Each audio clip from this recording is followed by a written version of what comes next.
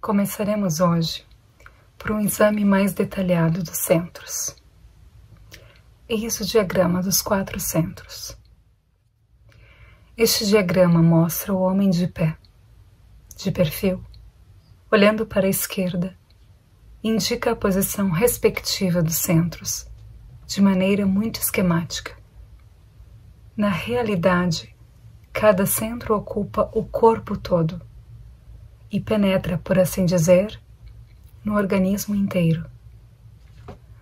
Ao mesmo tempo, cada centro possui o que se chama seu centro de gravidade. O centro de gravidade do centro intelectual está no cérebro. O centro de gravidade do centro emocional está no plexo solar.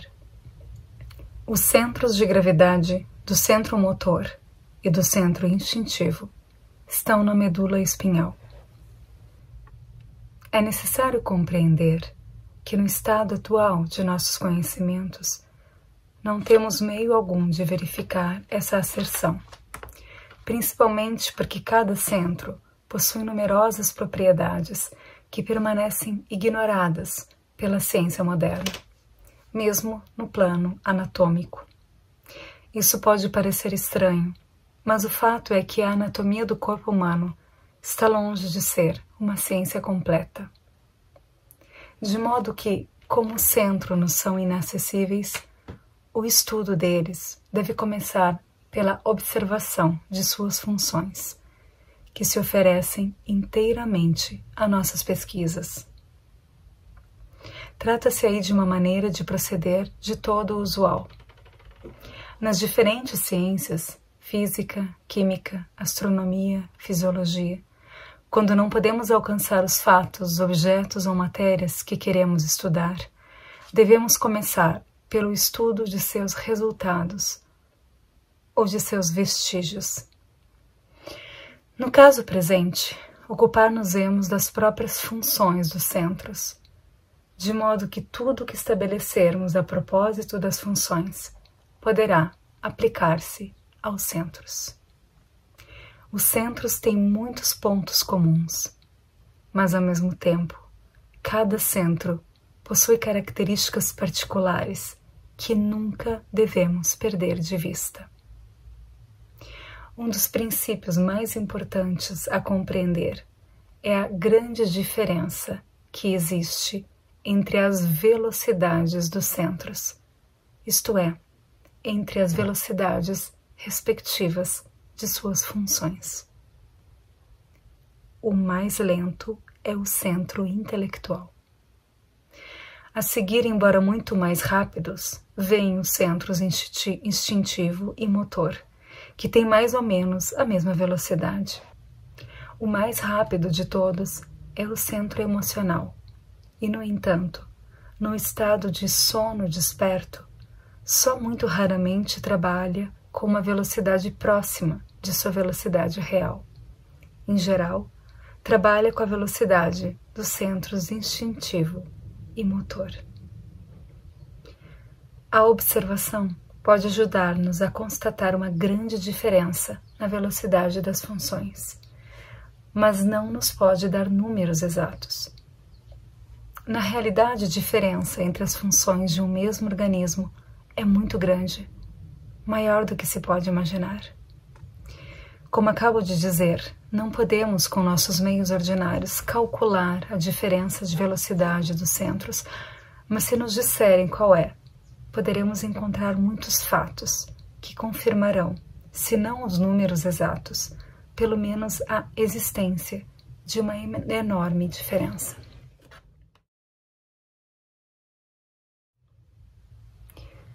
Antes de citar números, desejo falar-lhes das observações ordinárias que se podem fazer sem nenhum conhecimento especial. Tentem, por exemplo, comparar a velocidade dos processos mentais com as das funções motoras. Tentem observar se, quando tiverem de fazer simultaneamente numerosos movimentos rápidos, dirigir um carro numa rua muito congestionada, galopar por um mau caminho ou fazer qualquer outro trabalho que exija um pronto julgamento e reflexos instantâneos. Verão de imediato que não podem observar todos os seus movimentos. Terão de diminuir sua velocidade, ou então deixar escapar a maior parte de suas observações. Senão, correrão o risco de um acidente, e provavelmente isso acontecerá se persistirem em observar-se a si mesmos. Poderíamos multiplicar tais constatações, em particular sobre o centro emocional, que é ainda mais rápido. Todos temos feito tais observações sobre a diferença de velocidade das funções, mas é muito raro que saibamos reconhecer o valor de nossas próprias observações e experiências. Somente quando conhecemos o princípio é que começamos a compreender nossas observações anteriores.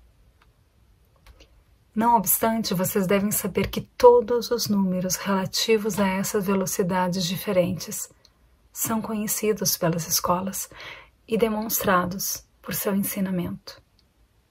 Como verão mais adiante, a relação de velocidade dos centros expressa-se por um número surpreendente, que tem sentido cósmico, isto é, que entra em numerosos processos cósmicos, ou melhor, que divide um pelo outro numerosos processos cósmicos.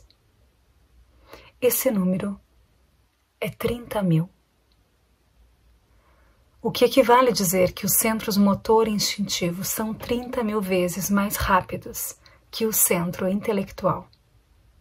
E que o centro emocional, quando trabalha com a velocidade que lhe é própria, é 30.000 vezes mais rápido que os centros motor e instintivo. É difícil crer que haja tal diferença entre as velocidades das funções de um mesmo organismo.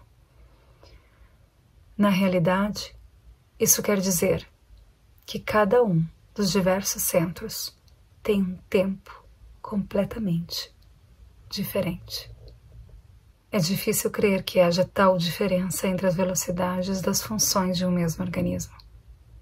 Na realidade, isso quer dizer que cada um dos diversos centros tem um tempo completamente diferente. Os centros motor e instintivo têm um tempo 30.000 vezes mais longo que o centro intelectual. E o centro emocional tem um tempo 30.000 vezes mais longo que os centros motor e instintivo. Veem claramente o que significa um tempo mais longo? Significa que, para cada trabalho, um centro dispõe de certo tempo a mais que outro centro. Por mais singular que isto pareça, o fato da grande diferença de velocidade dos centros explica grande número de fenômenos bem conhecidos que a ciência ordinária não pode explicar e geralmente deixa passar em silêncio ou simplesmente recusa discutir. Quero falar da velocidade espantosa, aparentemente inexplicável, de certos processos fisiológicos. Por exemplo, um homem bebe um copo de bebida alcoólica e no mesmo instante, em menos de um segundo, experimenta todas as espécies de sensações novas. Uma sensação de calor, de relaxamento, de alívio, um sentimento de paz, de contentamento, de bem-estar, ou ao contrário, de angústia, de irritação e assim por diante.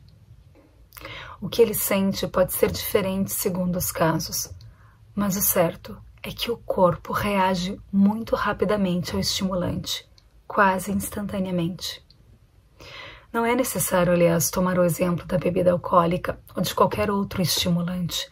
Se um homem tem muita sede ou muita fome, um copo de água ou um pedaço de pão produzirão o mesmo efeito súbito. Podem-se constatar fenômenos semelhantes que evidenciam a enorme velocidade de certos processos, particularmente quando se observam os sonhos. Citei exemplos deste gênero em Um Novo Modelo do Universo. Existe a mesma diferença entre o centro instintivo e o centro intelectual, do mesmo modo que existe entre o centro motor e o centro intelectual. mas estamos de tal modo habituados a esses fenômenos que não notamos quão estranhos e incompreensíveis eles são. Naturalmente, para um homem que jamais dirigiu sua atenção sobre si mesmo e nunca tentou estudar-se, nada há de estranho nisso, como aliás em qualquer outra coisa.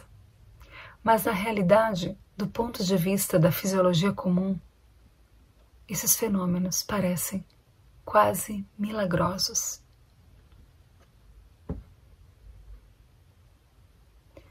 O fisiologista sabe quantos processos complicados se efetuam entre o momento em que se ingere um gole de bebida alcoólica ou um copo de água e o momento em que se sentem os efeitos.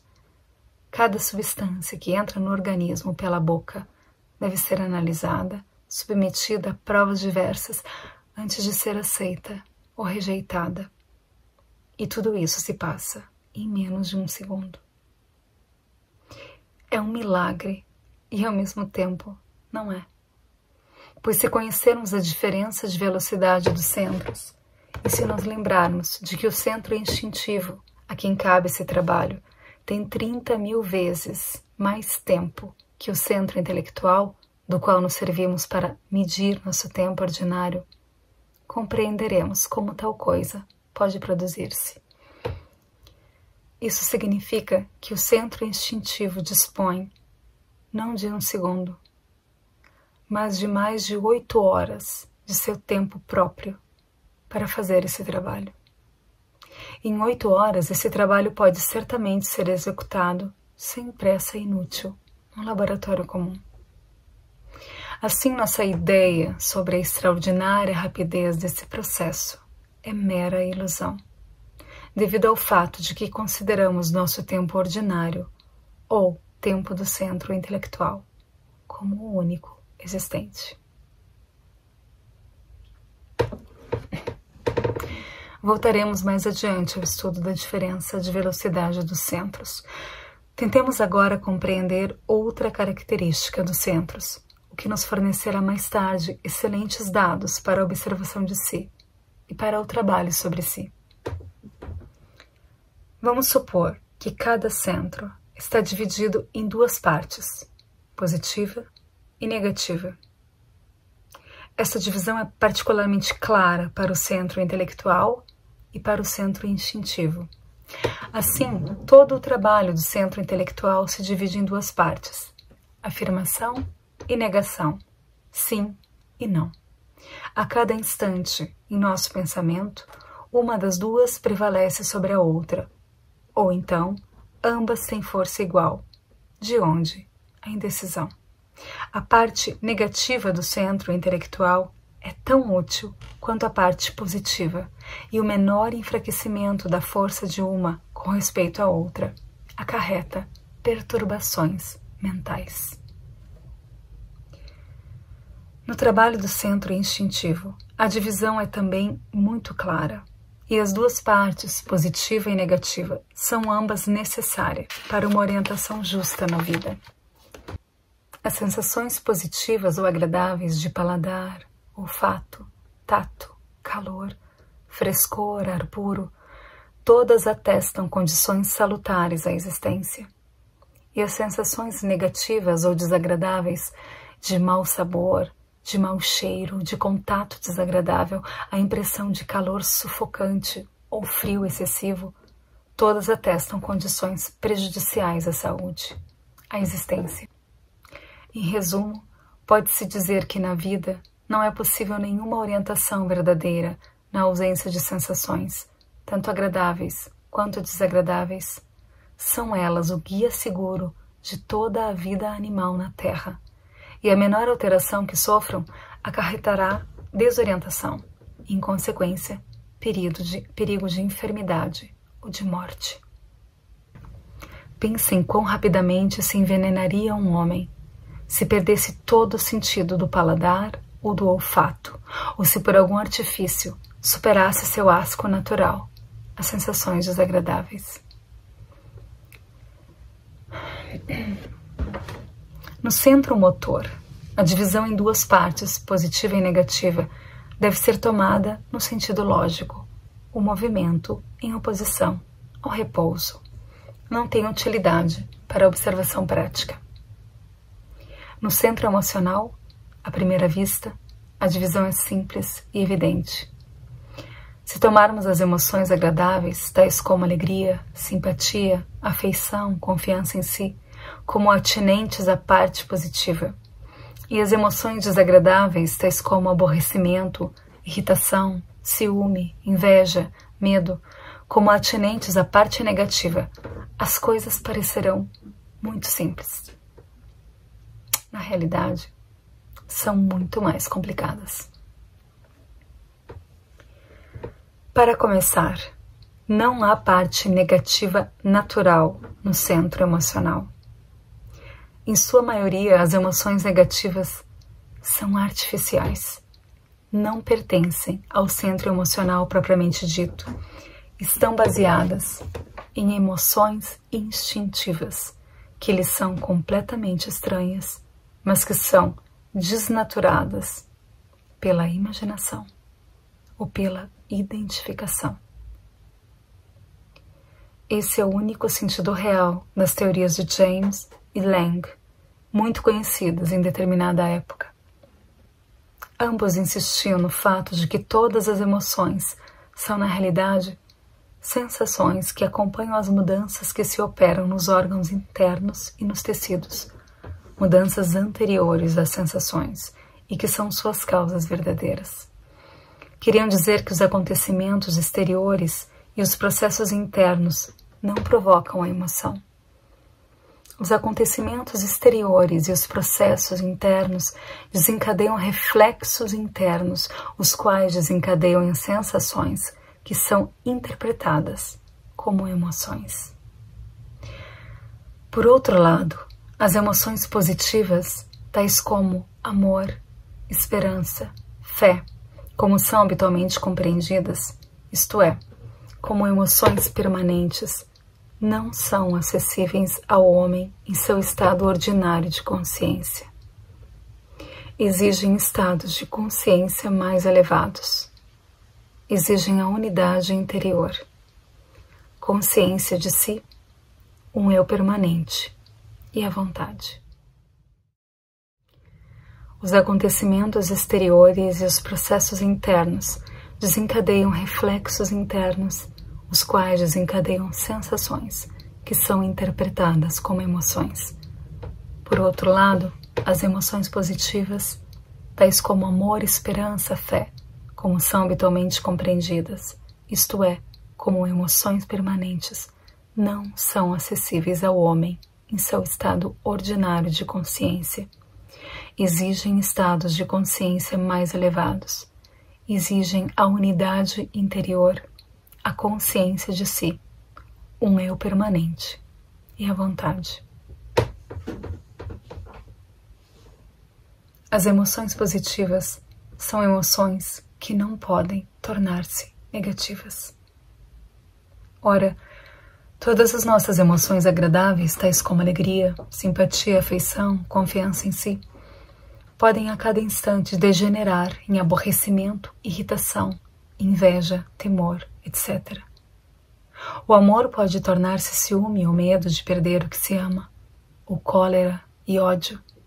A esperança pode converter-se em devaneio e quimeras, e a fé em superstição e a aceitação apática de tolices reconfortantes.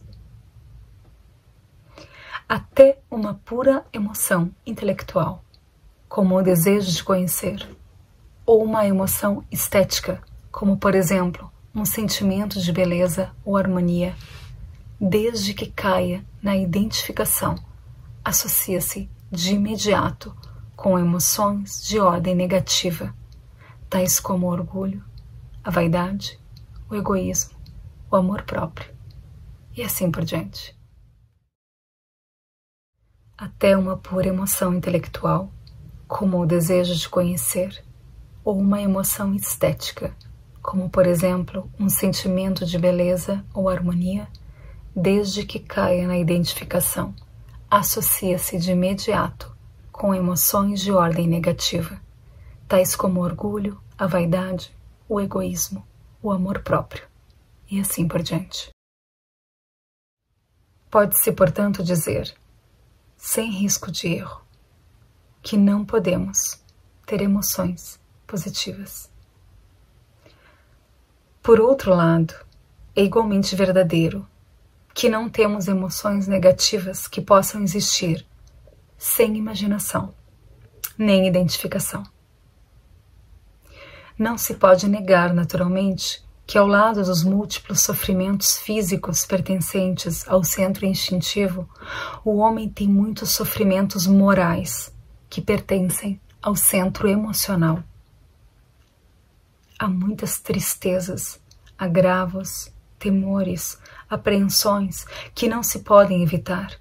Estão ligados tão intimamente à vida do homem quanto a doença, a dor e a morte.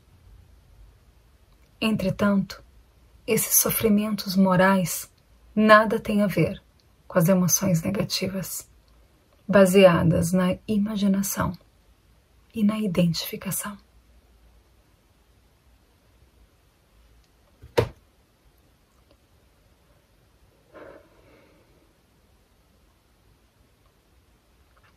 As emoções negativas são um fenômeno terrível. Ocupam um lugar enorme em nossa vida. Pode-se dizer de muitas pessoas que a sua vida inteira é regulada, controlada e finalmente arruinada por emoções negativas. Ao mesmo tempo, as emoções negativas não desempenham nenhum papel útil em nossa vida. Não servem para nos orientar, não nos trazem conhecimento algum, não nos guiam de nenhuma maneira sensata. Ao contrário, estragam todos os nossos prazeres, fazem de nossa vida um fardo e opõem obstáculos muito reais ao nosso desenvolvimento possível, porque nada é mais mecânico em nossa vida do que as emoções negativas. As emoções negativas são um fenômeno terrível. Ocupam um lugar enorme em nossa vida. Pode-se dizer de muitas pessoas que a sua vida inteira é regulada, controlada e finalmente arruinada por emoções negativas. Ao mesmo tempo, as emoções negativas não desempenham nenhum papel útil em nossas vidas, não servem para nos orientar, não nos trazem conhecimento algum, não nos guiam de nenhuma maneira sensata. Ao contrário, estragam todos os nossos prazeres, fazem de nossa vida um fardo e opõem obstáculos muito reais ao nosso desenvolvimento possível, porque nada é mais mecânico em nossa vida do que as emoções negativas. O homem, em seu estado ordinário, nunca pode dominar suas emoções negativas.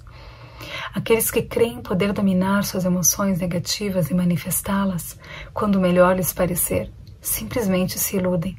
As emoções negativas dependem da identificação. Cada vez que a identificação é destruída, desaparecem.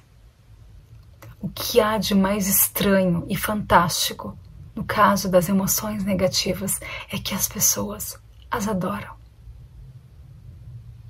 Parece-me que para um homem mecânico comum, a coisa mais difícil de admitir é que nem suas próprias emoções negativas, nem as dos outros, têm o menor valor, e que não contém nada de nobre, nada de belo, nada de forte. Na realidade, as emoções negativas só contêm fraqueza e frequentemente mesmo são o início da histeria, da loucura ou do crime. Seu único lado bom é que, sendo perfeitamente inúteis e totalmente criadas pela imaginação e pela identificação, podem ser destruídas sem prejuízo algum. E aí está a única oportunidade que o homem tem de escapar delas. Se as emoções negativas fossem úteis ou necessárias para o menor objetivo e se constituíssem uma função de uma parte do centro emocional cuja existência fosse real, o homem não teria chance alguma de desenvolvimento, porque nenhum desenvolvimento é possível enquanto o homem fica com suas emoções negativas.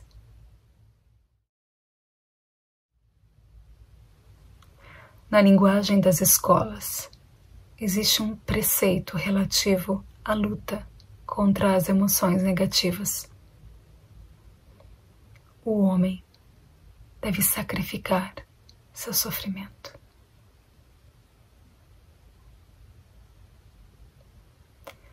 Dir-se-á, haverá algo mais fácil a sacrificar? Mas na realidade, as pessoas sacrificariam tudo, exceto suas emoções negativas. Não há prazer nem gozo que o homem não esteja pronto a sacrificar por razões fúteis, mas jamais sacrificará seu sofrimento. E, em certo sentido, isso se explica.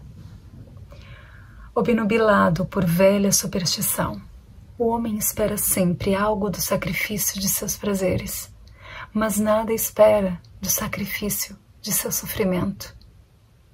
Está cheio de ideias falsas sobre o sofrimento. Continua pensando que o sofrimento lhe é enviado por Deus ou por deuses para seu castigo ou sua edificação e sentirá até medo de saber que é possível desembaraçar-se tão simplesmente do seu sofrimento. O que torna essa ideia ainda mais difícil de compreender é a existência de numerosos sofrimentos dos quais o homem não pode realmente libertar-se, sem contar todos os sofrimentos baseados na imaginação, e aos quais não pode nem quer renunciar, tais como a ideia de injustiça e a crença na possibilidade de suprimi-la. Além disso, muitas pessoas só têm emoções negativas. Todos os seus eus são negativos. Se tirassem delas suas emoções negativas, simplesmente desabariam e se desfariam em fumaça. Que seria de toda a nossa vida sem as emoções negativas? Que sucederia com o que chamamos arte, com o teatro, o drama, a maioria dos romances? Infelizmente, não há chance alguma de que as emoções negativas desapareçam por si mesmas. As emoções negativas só podem ser dominadas e só podem desaparecer com a ajuda das escolas, de sua ciência e de seus métodos. A luta contra as emoções negativas faz parte da disciplina das escolas. Está estreitamente ligada a todo o trabalho das escolas.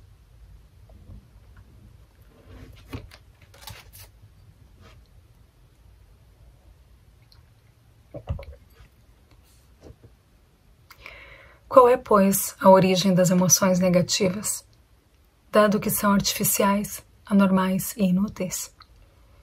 Como não conhecemos a origem do homem, não estamos em condições de discutir essa questão.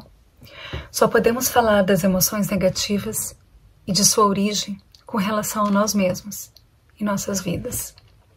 Por exemplo, observando as crianças, podemos ver como as emoções negativas lhes são ensinadas e como as aprendem sozinhas imitando os adultos e as crianças mais velhas. Se desde os primeiros dias de vida uma criança pudesse ser rodeada de pessoas que não tivessem emoções negativas, provavelmente não teria nenhuma, ou teria tão poucas que poderiam ser facilmente dominadas por meio de uma educação correta. Mas na vida atual é bem diferente. E graças a todos os exemplos que pode ver e ouvir, graças à leitura, ao cinema, etc., uma criança de 10 anos já conhece toda a gama de emoções negativas e pode imaginá-las, reproduzi-las, identificar-se com elas, tão bem quanto um adulto. Nos adultos, as emoções negativas são mantidas pela literatura e pela arte, que sem cessar as justificam e as glorificam, bem como pela justificação pessoal e pela indulgência que têm por si mesmos. Até quando estamos fartos dessas emoções negativas, não cremos que nos seja possível livrar-nos completamente delas. Na realidade, temos muito mais poder do que pensamos sobre as emoções negativas, sobretudo a partir do momento em que sabemos o quanto são perigosas e como é urgente lutar contra elas. Mas encontramos demasiadas desculpas para elas e nadamos no oceano do egoísmo e da autocompaixão, segundo o caso, descobrindo faltas em toda parte, salvo em nós. Na realidade, temos muito mais poder do que pensamos sobre as emoções negativas, sobretudo a partir do momento em que sabemos o quanto são perigosas e como é urgente lutar contra elas. Mas encontramos demasiadas desculpas para elas e nadamos no oceano do egoísmo e da autocompaixão, segundo o caso, descobrindo faltas em toda parte, salvo em nós. O que acaba de ser dito mostra que nos encontramos numa estranha situação quanto ao nosso centro emocional. Ele não tem parte positiva nem parte negativa.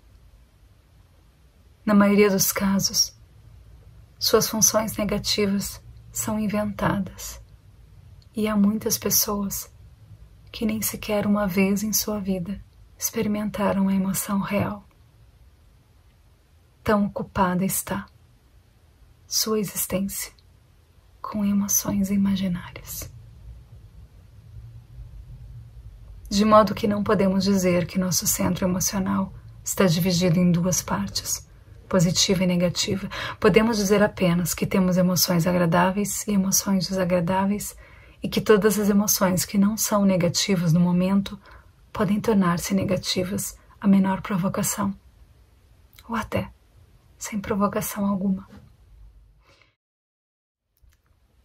Assim é o verdadeiro quadro de nossa vida emocional. E se nos olharmos sinceramente, deveremos dar-nos conta de que, enquanto cultivarmos e admirarmos em nós mesmos todas essas emoções envenenadas, não poderemos esperar ser capazes de desenvolver a unidade, a consciência ou a vontade. Se tal desenvolvimento fosse possível, todas essas emoções negativas se integrariam em nosso novo ser e tornar-se-iam permanentes em nós. O que significaria para nós a impossibilidade de algum dia nos desembaraçarmos delas. Felizmente, para nós, tal eventualidade está excluída. Em nosso estado atual, o único lado bom é que nada é permanente em nós. Se a menor coisa se tornar permanente, será sinal de loucura. Somente os alienados podem ter um ego permanente. Diga-se de passagem que este fato reduz a nada certo termo errôneo que também se insinuou na linguagem psicológica atual sob a influência da psicanálise. Refiro-me à palavra complexo. Não há nada que corresponda à ideia de complexo em nossa estrutura psicológica. O que hoje se denomina complexo era chamada ideia fixa pelos psiquiatras do século XIX, e as ideias fixas eram consideradas sinal de loucura, o que continua sendo perfeitamente correto. Um homem normal não pode ter ideias fixas, complexos, nem fixações. É útil lembrar-se disso no caso de alguém tentar encontrar complexos em vocês. Como somos, já temos bastantes traços maus e nossas chances são muito pequenas, mesmo sem complexos.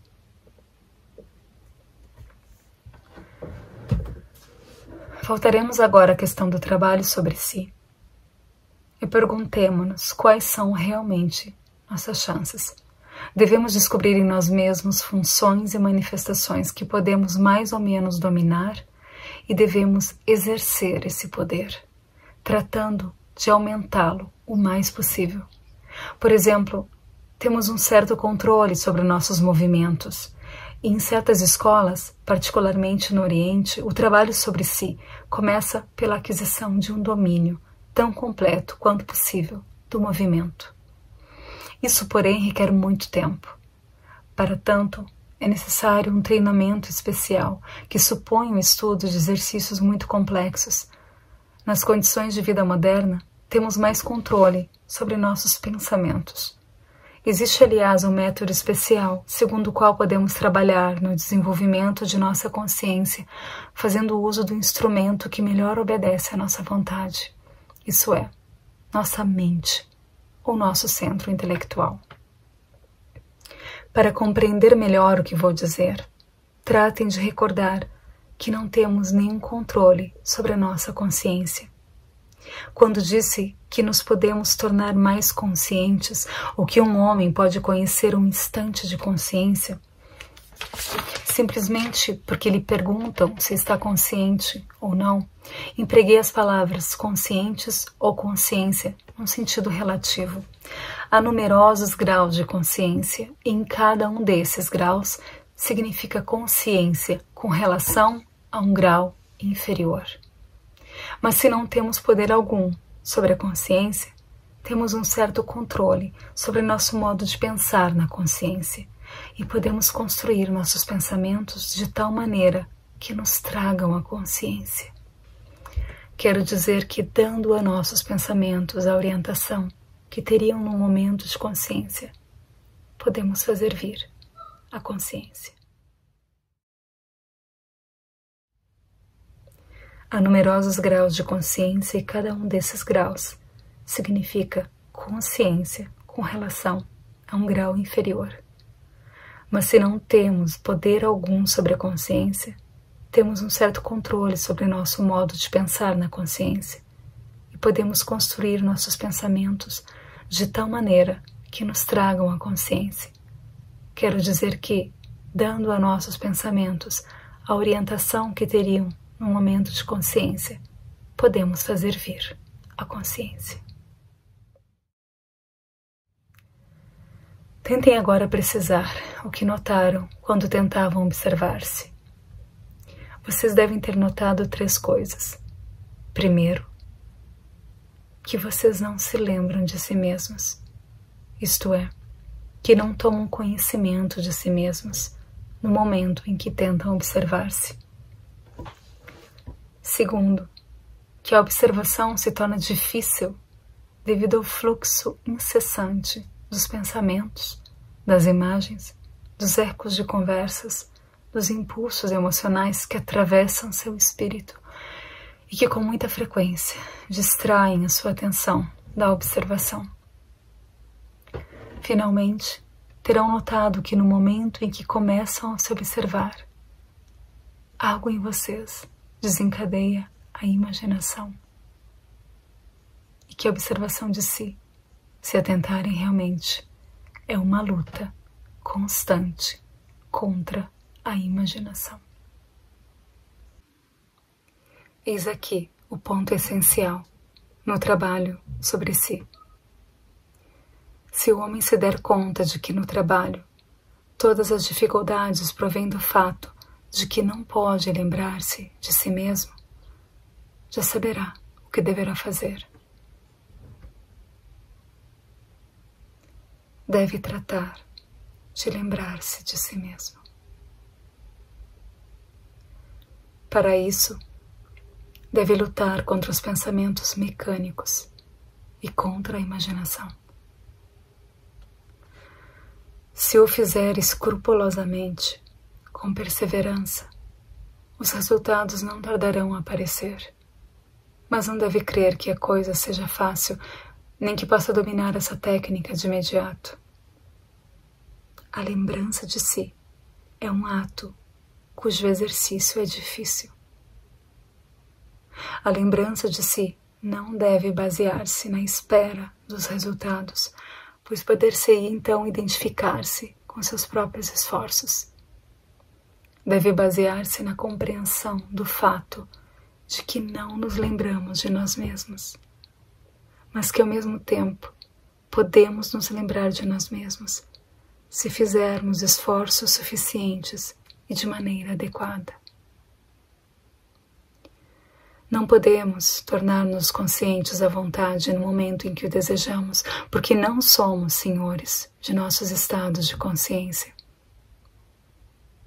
Mas podemos lembrar-nos de nós à vontade por um curto momento, porque até certo ponto comandamos nossos pensamentos. E se começarmos a nos lembrar de nós mesmos, dando a nossos pensamentos uma forma especial, isto é, vendo que não nos lembramos de nós mesmos, que ninguém se lembra de si mesmo, e compreendendo tudo o que isso significa, eis aí o que nos levará até a consciência. Deverão recordar-se que encontramos o ponto fraco nos muros da nossa mecanicidade. Esse ponto fraco é o fato de saber que não nos lembramos de nós mesmos e de compreender que podemos tratar de lembrar-nos de nós mesmos. Até o presente, nosso único propósito foi o estudo de si.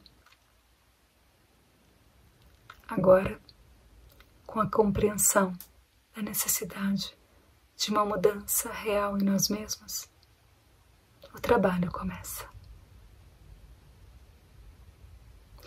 Mais adiante aprenderão que a prática da lembrança de si, ligada à observação de si e à luta contra a imaginação, tem não só uma significação psicológica, mas modifica a parte mais sutil do nosso metabolismo e produz em nosso corpo efeitos químicos definidos. Talvez fosse melhor dizer efeitos alquímicos. De maneira que, partindo da psicologia, chegamos hoje à alquimia, isto é, a ideia de transformação de elementos grosseiros em elementos sutis.